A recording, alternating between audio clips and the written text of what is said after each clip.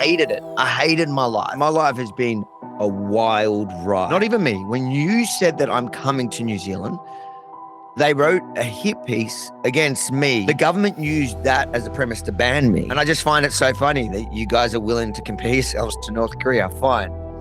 North Korea wins. The difference is North Korea admits to what they do.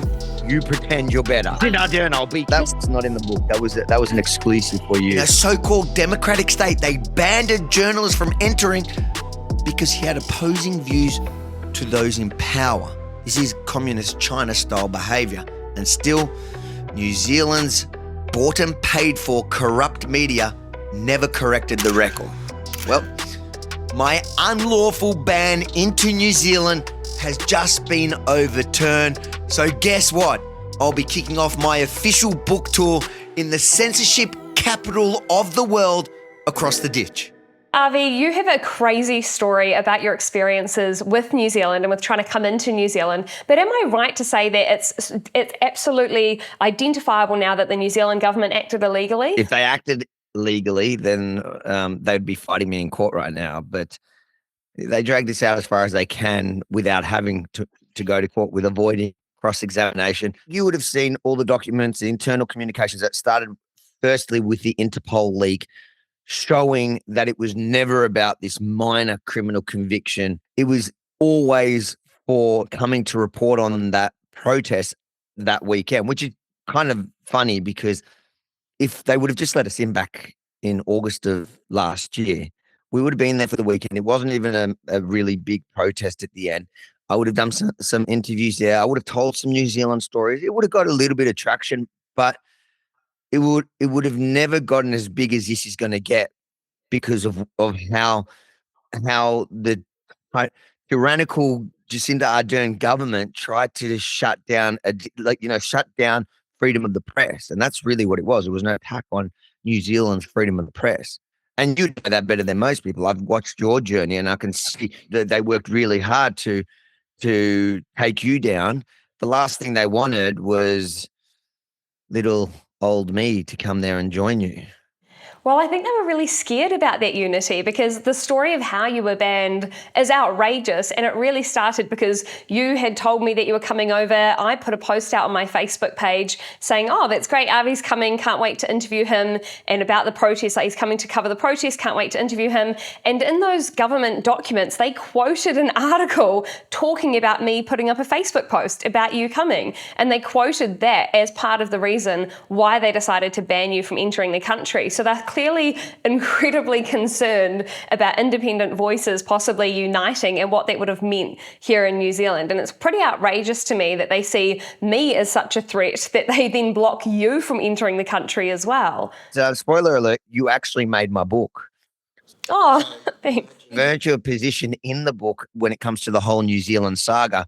And funnily enough, when I finished the book, it was like a day or two after that I got notified that it had been overturned and my visa's granted and I can come in to New Zealand as if nothing ever happened, because they finally realized that my conviction was so minor that it didn't meet the threshold. Does that mean they've got to pay you any money as a settlement or anything like that? No. Technically, they're saying, well, we just refused you entry based on the suspicion that your conviction was above, right? But the reason why that's complete nonsense is because when we look at the internal communications, they reached out directly to the Australian Federal Police, who told him he's got a conviction. He was fined $1,600. It's a summary offence. Doesn't meet the threshold on any of their scales. The New Zealand threshold is 12 months in jail in the last 10 years. Nothing even close to that. What I had, there was not even a jailable offence. So, yeah, I think the whole New Zealand saga, and that's why I chose New Zealand to launch the book launch. It was, I don't know if you believe it. You're Christian, aren't you? Are you Christian? Yeah, I am. So Yeah. you'd believe it. I'm not necessarily a very religious man. I grew up ultra Orthodox, but I can't help but think that's what do they call it? Divine intervention. Divine intervention. That as soon as I finished my book, they turned to me and said, you can come in now. And I'm thinking, wow, perfect place to launch my book in what I call the censorship capital of the world. And I know that I did get some comments on that claim, saying, "How can you call New Zealand the censorship capital of the world? What about North Korea?" And I just find it so funny that you guys are willing to compare yourselves to North Korea. Fine. North Korea wins. The difference is Yeah. North Korea admits to what they do. You pretend you're better. All right. So, yeah, I couldn't think of anywhere more appropriate. And that's why we are launching. And I wouldn't be able to do that, well, if it wasn't for you um, sharing my little secret at the time. But then the Jacinda Ardern government's response to you sharing it, I thought it was Telegram. I'm pretty sure in the book I said Telegram because I think that's what they reported. They reported in, maybe you put it on Facebook, but then you shared it on Telegram because I think that's what they said in the New Zealand Herald. And everything that, all the claims that had come that got me banned were from the New Zealand Herald, from an article that had no byline. And notice that back then, when you, this is the funniest point. Back then, when you, not even me, when you said that I'm coming to New Zealand, they wrote a hit piece against me without a byline, which was, in order to pressure the government to ban me. The government used that as a premise to ban me and literally, pointed to that article for as the evidence to ban me. And then when the government does ban me, quickly the New Zealand Herald, goes, "Oh, Avi Yemini banned for this conviction." That they helped to fabricate. But fast forward to firstly when all the documents came out to show exactly what was like, nothing, quiet. And then fast forward to now, where it's been overturned and I'm coming, and I'm saying I'm coming to do the book launch. They're suddenly quiet because they've got no incentive to report the story, the actual story, that now after everything they tried, I'm coming, because they're scared. They know now that I'm actually coming. They can't stop me. And they're scared that it's going to get too big for them. And after all, they realize, oh, crap, they helped me sell my book, which I think all of you should read, rebelfromthestart.com. No, in fact, I really do think I want more people to read it because it is the true story. I know, as somebody for years now who has been defamed publicly, and people say, why don't you sue the people to defame? Because it's actually a lot more complicated than that, and it's not black and white. And sometimes when they drag your name through the mud, they can use certain truths and twist it to fit the narrative, and it's not necessarily suable, but it's dishonest. And in this case, so the elephant in the room is that Avi Yemini's a woman basher. I get those comments all the time. Well, another spoiler alert from the book. I've never in my life hit a woman, let alone my ex-wife. So what is the truth behind that then? Because that is brought up on social media a lot. Obviously, there is a real genuine conviction there. So what is your side of the story? And obviously, we'd love to talk to your ex-wife and get her side as well, because every interaction with anybody has two sides to a story. But what is your version of events and how did that play out? So for me, look, it's very simple. I talk about in the book. Now, there are still certain limitations in Australian law about what you can say. But let me put it to you this way. I was already in a new relationship. I'd been broken up for about 18 months. It was amicable. And when I started a new relationship, so my first relationship was very toxic. I was very young, 21, got married, had kids straight away. It was, and my whole life story until that point was chaotic. I'm the first of 17. I'm the 10th of 17 children. I was on drugs, ended up on the streets, went to the Israeli army, came back to this toxic relationship, and I was married for about 10 years. The point is, when we broke up, it was amicable enough. I had the kids half the time. Then when I got into a new relationship, which is my current wife, which is a completely different story. I'm older, I know myself a lot better, and I know what I expect from a relationship and what I want to give and get from a relationship. But, when I started a new relationship, things turned really, I call it the toxicity of my marriage turned into the Chernobyl of my divorce. And without, obviously, with what I can tell you, this is essentially the option I was given at this point, is I could plead guilty to a summary offense for a crime I hadn't committed and basically have my kids. Or I could fight to clear my name and not see my kids for almost whatever it takes, a couple of years. And to me, and I think to any good parent, um, it's not really an option. And I would go back in time and do it again. As much as painful as it has been to be labeled those horrible things, um, it's still not a hard decision. I would, as any good parent would, I think you would just jump to go, yep, my pride over your kids. I'll take my kids every single time and I would do it again. But this is the first time I'm able to talk about it. And I do go into it a bit more in my book and I give you a bit of a broader picture of it. But no, it is a complete lie. But it's one that I've had to live with and not be able to talk about for until now. So I'm excited to be able to just say those words. No, I've never hit a woman in my life, let alone my ex-wife. And I hate women bashers. And if you're a woman basher, you're a horrible person. Um, but I really, really finally understand so many men what they go through in relationship breakdowns. And in my scenario, it's something that I wouldn't have believed. In fact, I'm going to talk about it tonight in a podcast with Sydney Watson because she was very she was a big campaigner on these issues back when I'm not sure if you know she's a great commentator from Australia, Australian American, and we've been friends for a bunch of years. And there was a men's rights rally that I can't remember what it was called. She ran it was a huge success, right? And this was before any of my experience. And I remember like I was good friends with her. She asked me to help her with these projects because she never had any experience with doing those things. And I was working with this Australian Liberty Alliance. I had a bit of, know-how and experience on it. And I remember turning to her at the time going, like, I don't really feel strongly about this issue, like, whatever, like, it's not my thing, but I'll help you. And in my head, I was thinking, you know, like men's rights, like if there's smoke, there's fire. These men are probably all abusive, whatever.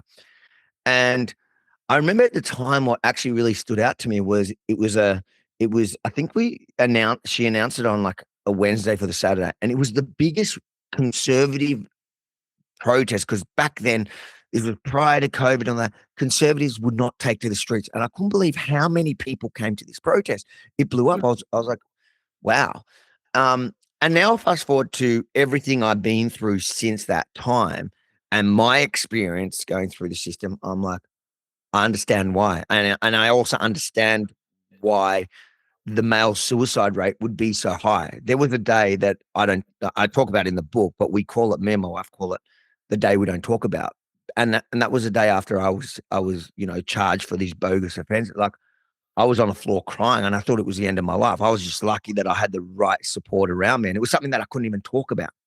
It was the worst experience of my life. But I guess, that old cliche, whatever doesn't kill you makes you stronger. And I think into the future, I want to be a voice for so many men that go through this. And I don't know, only think there are also a lot of good women that see it and stand against it. And in society, it's like the pendulum swung all the way the other way where, um, like, again, I think that the suicide rate in Australia, at least, and I imagine in New Zealand might be something similar, but in Australia, it reflects this issue that men seem to have suddenly no rights, and there's a certain there's kind of a formula that's used to really against men when they have a relationship breakdown that removes all the power from them, and then you end up with situations like mine. The thing with mine is it was played out a lot more public. Yeah. And it is a bit bizarre. You're calling me this woman basher, and you've got this weird story of me allegedly throwing a chopping board at. It's not even what I pled guilty to, by the way, is not that I threw a chopping board at my ex-wife. It was that I threw a chopping board that hit her. All right. And in truth, it was a very non-event. It was that I slammed a chopping board on the bench in a heated moment of an argument. Now, like I'm not going to get into my ex-wife, and to be honest, I don't think it's anyone's really business. Yeah, and especially if she's not here to kind of defend herself either. So completely understand that. I think if we just talked about your specific. She's the mother of my kids, and she's always going to be the mother of my kids. Like I've got zero interest in going down the Amber Heard kind of thing. This is more what I'm setting the record straight in this book is no, I'm not a woman basher. I hate woman bashers, and what happened was a really the experience. I mean, what happened through our divorce was probably something I did not. Well, I know I did not expect. I didn't see coming. I probably should have, but I didn't, and it was the worst experience of my life. And I don't wish it upon you know my worst enemies, those that love to weaponize that personal experience. But again, if you think about it, when you think of a violent, abusive man, it's not some weird story about a chopping board 5 years, 6 years ago um, that they have. They have a pattern of behavior where they're abusive, sick, and twisted men, and they belong in jail.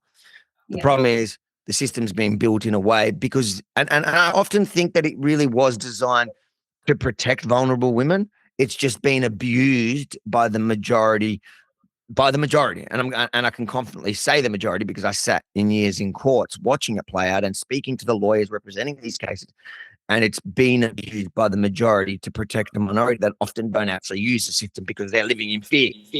Mm. It's a sad Yeah. saga, but the thing that I'm happy to finally be able to do, because I know I've seen for years, my followers trying to defend me, and I'd watch them, and so either they would turn around and say, "Well, you don't know both sides of the story," and people would go, "Well, he pled guilty to it, so he did it." Well, if I give you that choice, if you don't pick, if I give you your kids or your pride and you choose your pride, that actually makes you a way worse human than anything that you claim about me.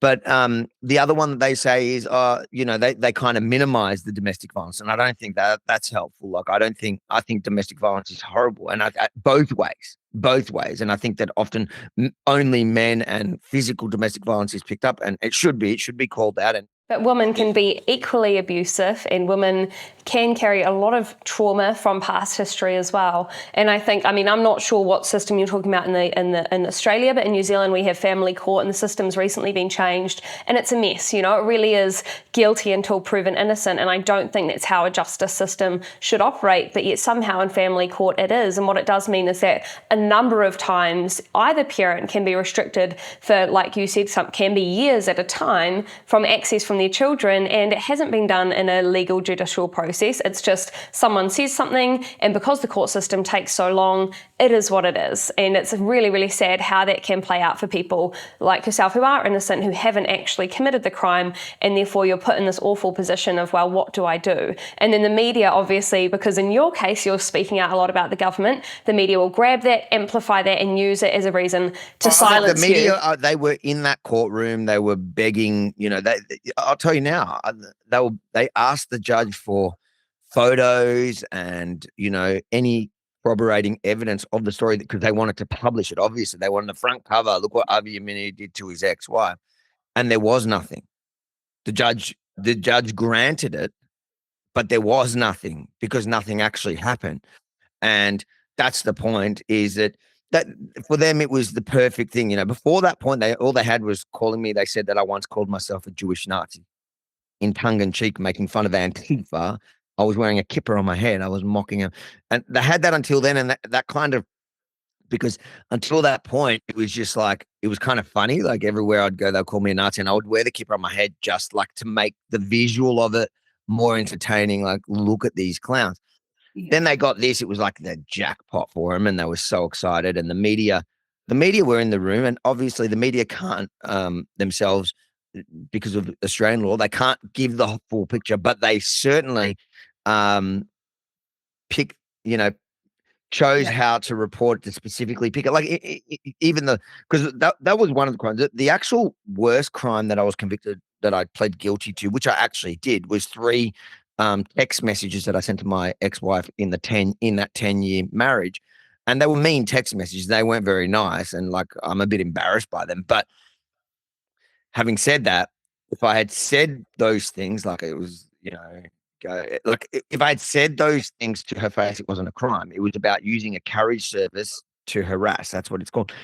And I know in Australia, if you check most men, especially men that have been married for 10 years, their text messages over the 10 years, you're going to find a lot worse than what I wrote in normal relationships. It's just kind of the thing. But that was a federal offense that then carried, and the newspaper ran it as, brutal harassment. Brutal harassment was their labeling of me sending 3 text messages that weren't very nice to my ex-wife during our marriage. And that's the kind of nonsense. And it was just a character assassination, and it worked to a degree. It did work. Yeah. I thank people that did defend me blindly through those years that I could not talk about it. But I think now it's time, and I guess my message to supporters and people that defended me is thank you, but arm yourself with the truth. Like literally, go get the book, and I articulate it better in there than I'm probably doing here, because I had the time to think about how to formulate it. But also is like, to men that are out there, is that are going through it. I think my message, because I went through it, and at the time it was like so confronting. I couldn't believe, like I told you, there was a day that we don't talk about, and I probably wouldn't be here if I didn't have support. And I guess to men that are going through that and getting the shock of suddenly not losing your kids or whatever it is, because you've had a relationship breakdown that you never imagined would go down this road. Trust me, it gets better. As like, it doesn't feel like it in the moment, but it does, and there is light at the end of the tunnel, and it's never worth, like, just fight through. Just do it, and you'll get there. And at the end, unless you are a piece of shit.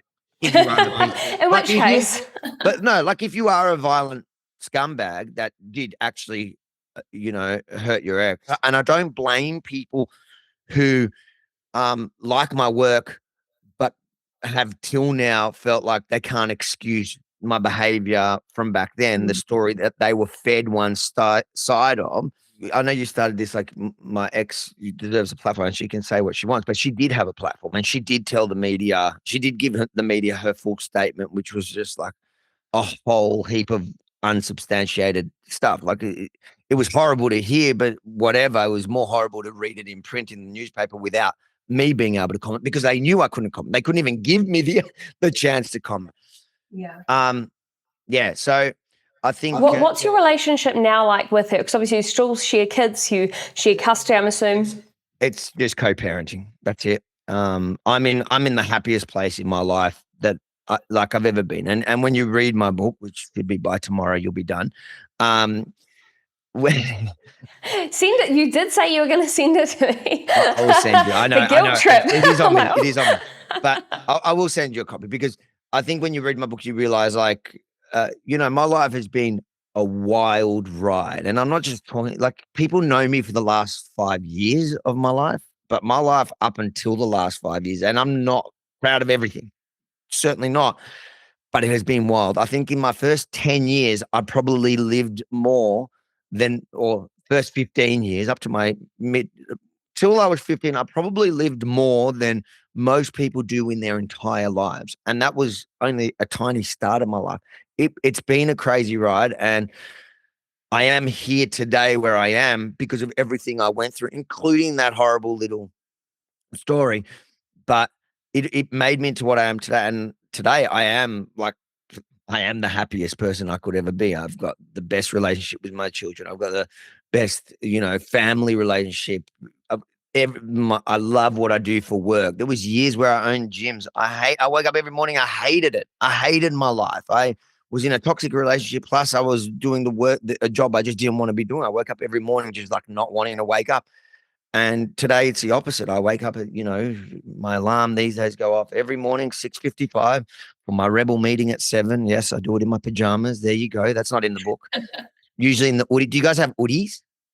Yeah, we have them. I've worn one once at a friend's and I was like, this is incredible. So I wear those every morning to our rebel meetings with the whole team around the world, and they just look like, bloody, what is? And my one, hold on, can I get it for you? Yeah, please do.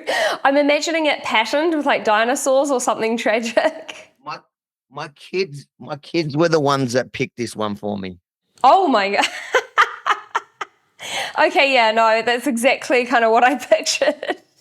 There we go. Anyways, well, there we go. All these different spoiler alert. That's not in the book. That was an exclusive for you. It's a side piece from the book. Chantelle, I appreciate you being you're doing this, and also just all the work you did through that period. And I got to admit, back when I copped it for you going public, even though I make it clear in the book, I didn't tell you not to, whilst I probably should have, but it all turned out really well. So I promised Jacinda Ardern a signed copy for her part in it, but I'll get you a signed copy too.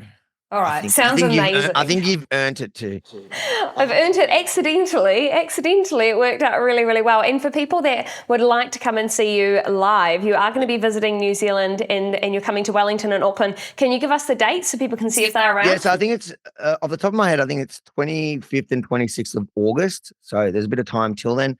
But you can go to rebelfromthestart.com. You can get the book there. Firstly, if you don't have it, I don't know what you're doing. It's a bestseller, Australia, New Zealand now for the 4th day. There you go. I don't know. I was trying to think of somebody in New Zealand that has a book out that I can make fun of that I'm beating them, but couldn't think of anyone. Just not doing. I'll beat you. No, there's a guy that wrote a book about dangerous disinformation or something, and he's like a far left, like extremist, and he's hilarious. And he hides behind like old people at protests to try and like get footage. It's crack up. So I think Byron something or other. Yeah, I think so. All right, so I'm beating that idiot in New Zealand. There you go.